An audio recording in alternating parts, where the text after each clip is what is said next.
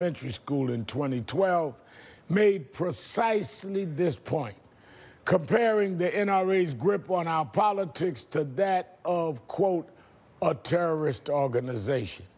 Joining me now is the governor of Connecticut, Daniel Malloy. Thank you, Governor, for being with me. You know, Good to be with you. My home base is New York, so we certainly know a lot about what's going on in our neighbor state, Connecticut. And you're not one given to a lot of hyperbole. You're very even, thoughtful. Why would you make such a statement that some could consider provocative?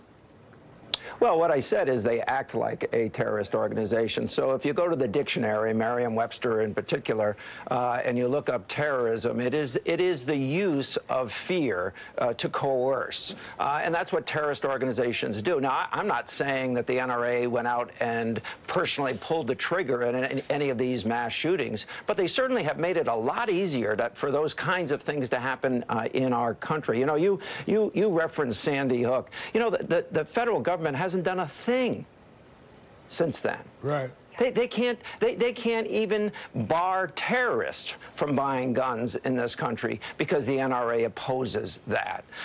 We have a no-fly list, but those people, the people on that list, can buy guns in America. How does that make any sense? Al-Qaeda actually tells people about that in America. They say if you're on our side, you know, use that loophole and commit mayhem. How does that make any sense? The NRA, as it existed from 1871 to 1977, is a very different organization than the organization that has existed since '77, when it was basically taken over by the most radical elements who actually believe every gun sold is good for society, regardless of who it goes to. We should measure ourselves by how many guns we have, not by how many children we lose.